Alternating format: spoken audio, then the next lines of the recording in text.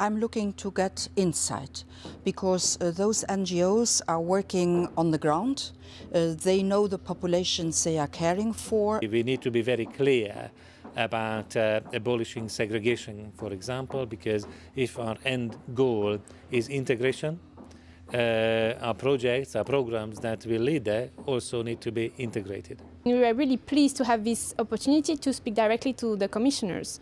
And basically they presented us what will come in the next weeks. That means their progress report on the national Roma integration strategies, but also the Council recommendation they will do to member states. There are two yawning gaps. One is very insufficient national Roma integration strategies, and the other is the link between the national level and local implementation. So the strategies don't percolate down to the Roma whom they should address.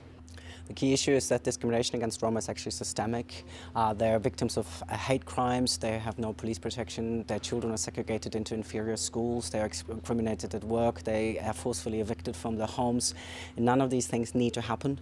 We are saying enough is enough at this point, because the EU has anti-discrimination legislation and needs to be enforced. Member states have an obligation, and what we need to see is the European Commission actually using its own tools and starting infringement procedures. The EU framework has put in place a set of expectations and obligations on member states, and now the key is to see that those expectations are fulfilled. I think it's very important to acknowledge that Roma are discriminated, and that Roma are not only those poor and those in need.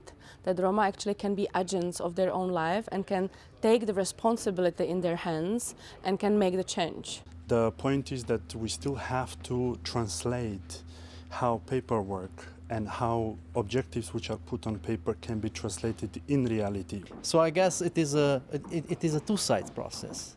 It is about the mindset of the community, of the Roma community in itself, that the community needs to participate, that the community needs to do something for itself, to overcome the huge disparities which they are living in.